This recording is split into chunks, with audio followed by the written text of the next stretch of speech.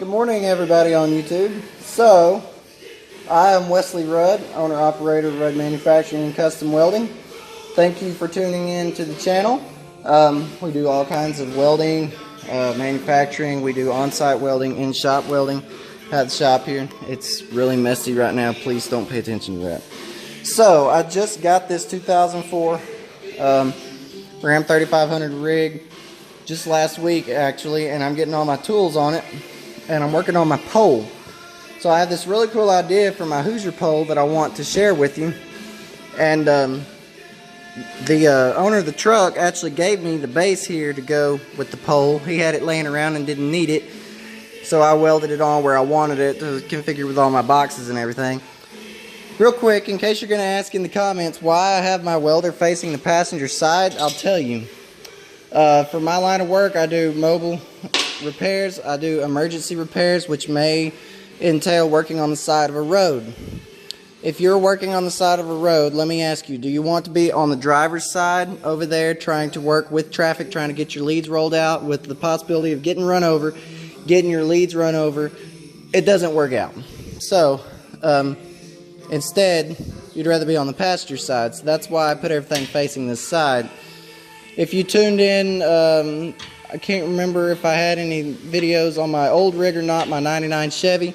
I had it sitting on this side and it worked out really well with this Bobcat 250 because I could see directly behind me because the welder was slid over this side.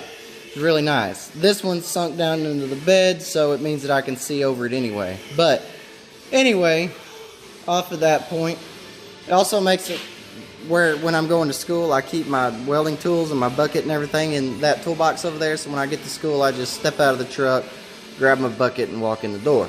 Anyway, so I'm going to show you my really cool idea for a pole today. And here's kind of a sketch of it right here. This is the base right here. My pole is going to come up, and it's going to come over, and it's going to 90 up, and 90 over again, and come back and stick out this way. And it's all going to be completely extendable so that it'll be adjustable. So, I'm going to go ahead and get to work on this. I just wanted y'all to see what this looked like before. I already started working on it, and I thought, well, I'll show everybody what it's going to look like. So, I'm going to get to work on it and then let y'all see what it looks like when I'm done. Alright, so I finished the pole. This is what it looks like. It may just look like a mess to you, but it's stroke of genius. I've got it set up like this so I can set my jack stands in here. And I tie them and lock them to the Hoosier poles so they can't go. If you do this, make sure that you lock them somewhere around this base. Because if you put them up here, then technically to get them off, the only thing they have to do is get this up and run that thing around there, and then they can still run off with them. So, I'm going to go ahead and pull these jack stands out. Let y'all see it. Okay, here it is. Without the stands in it.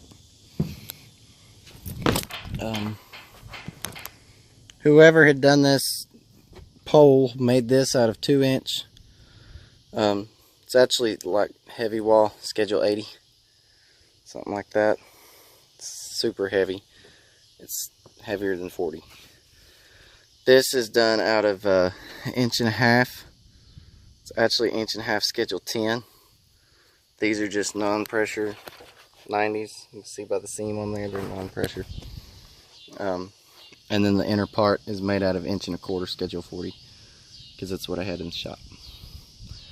So I'm going to unfold it and let y'all see it. To unfold it, the easiest thing to do is up there at that 90 on the very end. There's a set screw on the back. Right there. Pull that set screw, that will slide off. And then you can pick it up, swing it out. So, hold on a sec. So you see that's just pulls right off. Then to get this off, you can loosen this up on the side here. This nut was already here. I just put a bolt in it. Not all that necessary. Mine's not real easy to swing. Yep. Lift it up. Swing it out. Come all the way out. And then you can loosen this one up right here. And I just greased all of this, so it should slide easier than it did earlier today. Or maybe not. But anyway, I'll do that with 2 hands in a sec. And if you need to, if you don't need it quite that long, you can pull this piece out right here and just take this that the pole, the end is on, and slide it up in there. So let me go ahead and get this pulled loose. Yeah, it's a lot easier since I put some Slick 50 on it. By the way, y'all, don't buy WD-40. Go find some Slick 50. I think we find it at ABC Auto here. That's an East Texas chain, but find some Slick 50. Forget WD-40. So that's sticking up. Now, the next thing you'll do is you'll just stick that elbow back on there.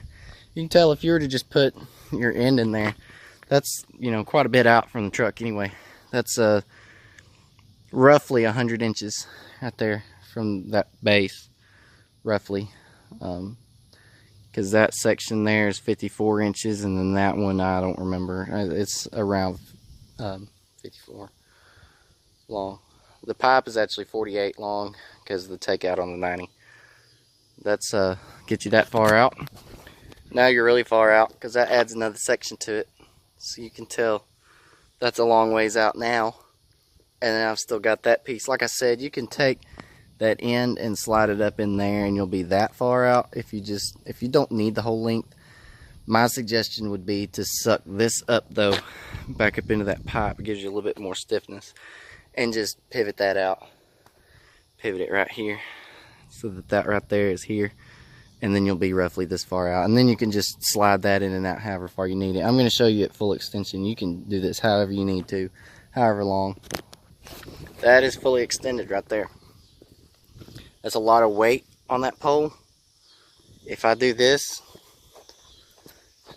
with as many joints as it has, the pipe bows, 90s bow, that 90 right there where it swings bows because there's not much meat to that. You can make this right here. I made it pretty short. I would suggest making it just a little bit longer instead of like 1.25 inches or something like that. The problem is these 90s have so much takeout on them. Instead of going like 1.25 inches long on this piece, these two, this inner and this outer, are the same size, same length, but make them, you know, maybe about 3 inches and make it a little bit easier. But that's fully extended, so I'm going to go ahead and put my umbrella in it. When you put your umbrella in it, it's got this piece here that obviously your umbrella goes in. Suck that set screw down on it. Just give it a little bit of extra support and it won't go anywhere. Take that bow out. But you can see, I wouldn't suggest, you can brace up that pole up there. But this means that you can, you know, you can back your rig up to what you're working on. If you're in a tight spot, you can back into where you're working and still have your pole, still have your umbrella. If you're working in a tight spot, you can pivot that elbow right there and put it where you need it. If you kind of need to go around a corner, you know, on a building or something like that, you can do that. I'm just showing it to you as far out as it can go, just to, you know, make the point for you. But let me put this umbrella in here and I'll show all the features. So this is with the umbrella in it, you can see. And just to show off a little bit of what I did for mine, how I personalized. You got double grinder hooks, you can set a grinding rock and a wire wheel, because I've got a battery powered grinder and I've also got this corded grinder that I love. It's 4.5. I made a hook where I can hang my extension cord up, so I don't have to, because I'm 6 foot tall and I don't like having to bend over to pick stuff up off the ground. So when I run my extension cord out straight down the pole, I can hang it there. It's out of the way. It's good, nice little hook. If you have like a rod bag with a hook or something on it, you can hang it from there too. I got a hook for my hammer, a hook for my chipping hammer. You know, I didn't put one for wire brush or anything like that, but like I said, dual grinder racks you got for your umbrella. The best part about it is if you have done any time outside, you know, you can't tip your umbrella back when you're using a jack stand because it'll blow away. Just knock your jack stand over, or it'll sit there and it'll just spin in the wind. Had that happen too. You can tip it if you're facing into the sun. You got the shade. You can spin it. It doesn't tip that way very well because of, well, it just latched there. But it's gonna bow your umbrella a little bit. And But it's all, like I said, you can wrap around a corner with it. You can do whatever you want to with it. And it's not actually that hard to make. You just cut a bunch of pipe however long you want it. So y'all be sure to let me know what you think about it. Let me know if you do it.